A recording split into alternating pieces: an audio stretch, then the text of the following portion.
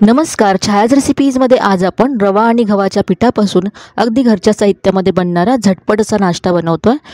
इथे मी 1 वाटी रवा घेतला, त्यामध्ये अर्धी वाटी गव्हाचं पीठ घालायचं आहे. जाड किंवा बारीक कोणताही रवा तुम्ही इथे घेऊ शकता.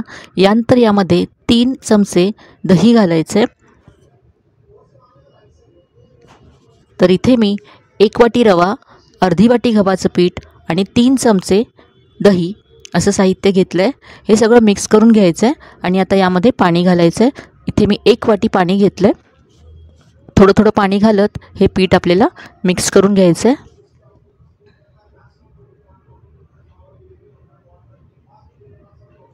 यातल्या सगळ्या गुठळ्या काढून घेतल्यात आणि हे असं स्मूथ पीठ तयार करून घेतलं आहे. पाहू शकता हे असं घट्ट आहे आणि यासाठी मला 1 वाटीतलं पहा 2 चमचे पाणी शिल्लक राहिले. आता यामध्ये आपण भाज्या घालूया. भाज्यांमध्ये इथे मी बारीक चिरलेला टोमॅटो घेतला आहे. यानंतर कोबी बारीक चिरून घेतला आहे. बारीक चिरलेली शिमला मिरची घेतली आहे आणि बारीक चिरलेला कांदा घेतला आहे. इथे तुम्ही किसलेला गाजर घालू शकता, स्वीट कॉर्न घालू शकता. तुमच्या आवडीच्या भाज्या तुम्ही इथे ॲड करू शकता. भाज्यांचं प्रमाणसुद्धा तुमच्या आवडीप्रमाणे तुम्ही इथे कमी जास्त करू शकता. यामध्ये तुम्ही बारीक चिरलेली मेथीसुद्धा घालू शकता. आता यामध्ये मी बारीक चिरलेली हिरवी मिरची घातली. यानंतर किसलेलं आलं घातलं. अर्धा चमचा जिरं घालायचं आहे. यानंतर भरपूर बारीक चिरलेली कोथिंबीर घातली. आता यामध्ये चवीप्रमाणे मीठ घालायचं आहे. मी ते अर्धा चमचा मीठ घातलं. हे सगळं आता मिक्स करून घेऊया.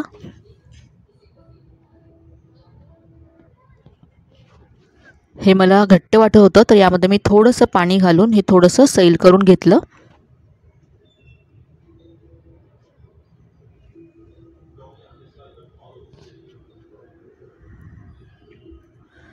हे पीठ तयार आहे. याचं लगेचच आपण रेसिपी बनवू शकतो, पण आज आपण याबरोबर खाण्यासाठी चटणी बनवतोय. तर इथे मी अर्धी वाटी ओलं खोबरं घेतलं. यामध्ये 1 चमचा कच्चे शेंगदाणे घातलेत. यानंतर थोडंसं आलं घातलं आहे. यामध्ये आता 2 हिरव्या मिरच्या घातल्यात. यानंतर चवीप्रमाणे मीठ घालून पाणी घालून ही चटणी आता वाटून घेतले. मला इथे सफेद चटणी हवे म्हणून मी इथे कोथिंबीर घातलेली नाही आहे. तुम्हाला हिरवी चटणी आवडत असेल तर यामध्ये तुम्ही थोडीशी कोथिंबीर घालू शकता.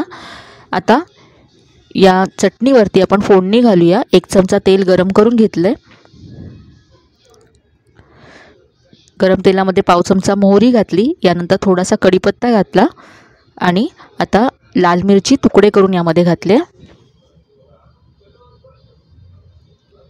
फोडणी तयार आहे. ही आता चटणीवरती घालूया. तर या फोडणीमुळे आपली चटणी आणखीनच खमंग होईल.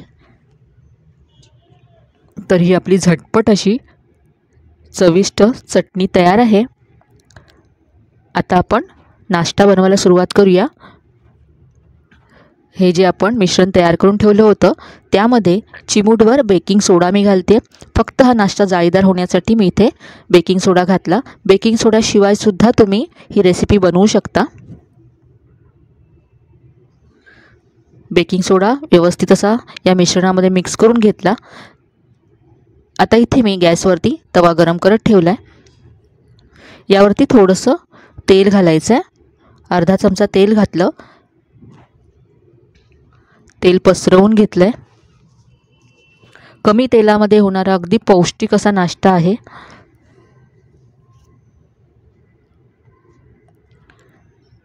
आता यावरती हे सेंटरला पीठ घालायचं आहे. हवं तर तुम्ही छोट्या छोट्या आकाराचे पॅनकेकसुद्धा यापासून बनवू शकता.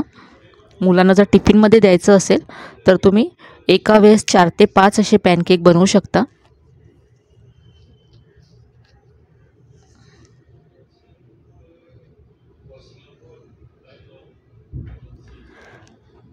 आता वरची बाजू ड्राय होईपर्यंत आपण हे भाजून घेऊया. तर इथे पाहू शकता वरून हे पूर्ण ड्राय झालं आहे. म्हणजे खालच्या बाजूने सुद्धा हे भाजलं गेलं आहे. आपण उलटून घेऊ आणि आता दुसऱ्या बाजूने सुद्धा हे भाजून घ्यायचं आहे. इथे मी थोडंसं यावरती तेल घालते.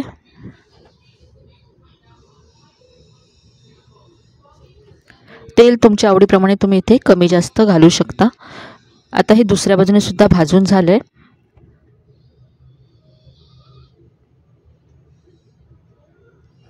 पाहू शकता मस्त असा रंग आलाय, दोन्ही बाजूने हे छान खरपूस झालंय। आपण काढून घेऊ।